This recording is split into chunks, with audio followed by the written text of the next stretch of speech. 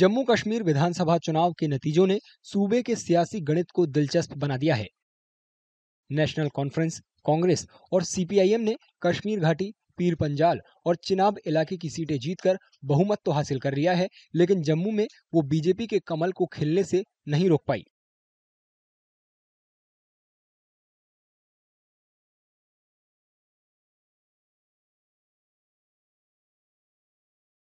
नए चुनावी नतीजों का सूबे की सियासत पर असर पड़ना तय है, क्योंकि जम्मू और कश्मीर से अलग-अलग जनादेश सामने आया है। The voting this time has been completely due to two different and divergent and opposite viewpoints in the Valley and the Jammu division. The Valley has voted for the National Conference that stands for restoration of Article 370, for restoration of statehood, for release of prisoners, for other things which have been rejected by the people of Jammu, and that is why they have voted predominantly for the BJP. And for the political health and unity of the state in the days to come. This complete fracture of political mandate is not a good thing for J&K in the long run. Jammu Kashmir में बनने वाली नई सरकार में जम्मू, सांबा, कठुआ, रियासी और उधमपुर के डोगरा जिलों सहित जम्मू के मैदानी इलाकों से कोई प्रतिनिधि नहीं होगा।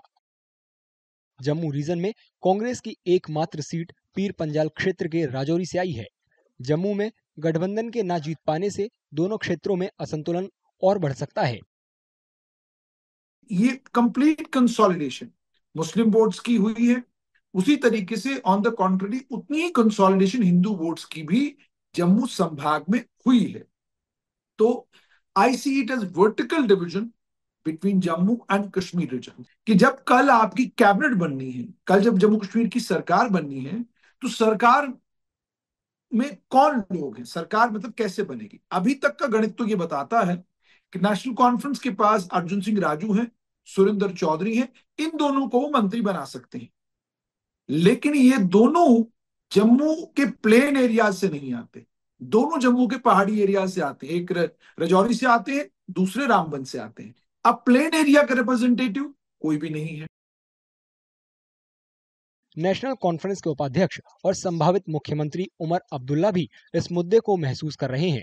उनका कहना है कि वो इस कमी को पूरा करने की कोशिश करेंगे।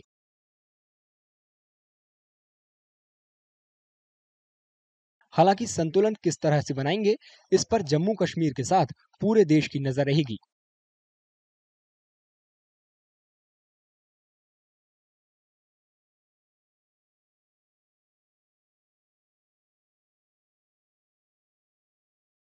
जम्मू कश्मीर विधानसभा चुनाव के नतीजों ने सूबे के सियासी गणित को दिलचस्प बना दिया है। नेशनल कॉन्फ्रेंस, कांग्रेस और सीपीआईएम ने कश्मीर घाटी, पीर पंजाल और चिनाब इलाके की सीटें जीतकर बहुमत तो हासिल कर लिया है, लेकिन जम्मू में वो बीजेपी के कमल को खिलने से नहीं रोक पाई।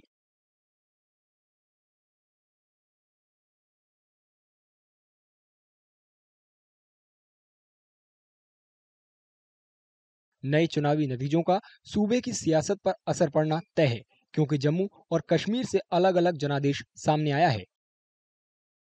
The voting this time has been completely due to two different and divergent and opposite viewpoints in the Valley and the Jammu division.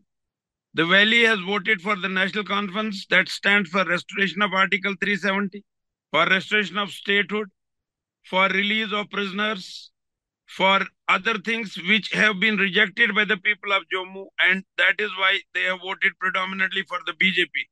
And for the political health and unity of the state in the days to come. This complete fracture of political mandate is not a good thing for J&K in the long run. Jammu Kashmir में बनने वाली नई सरकार में जम्मू, सांबा, कठुआ, रियासी और उधमपुर के डोगरा जिलों सहित जम्मू के मैदानी इलाकों से कोई प्रतिनिधि नहीं होगा। जम्मू रीजन में कांग्रेस की एकमात्र सीट पीर पंजाल क्षेत्र के राजौरी से आई है।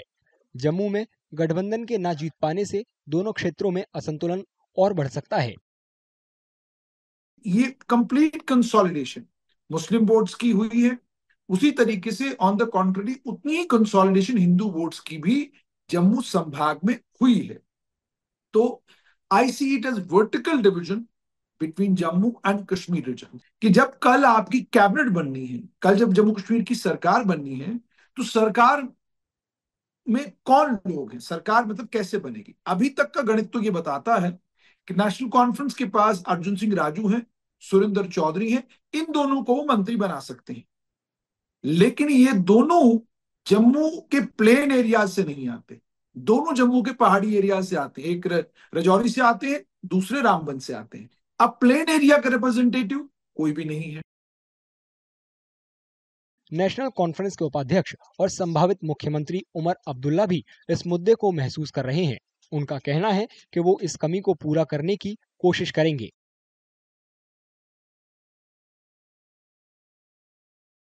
हालांकि संतुलन किस तरह से बनाएंगे, इस पर जम्मू कश्मीर के साथ पूरे देश की नजर रहेगी।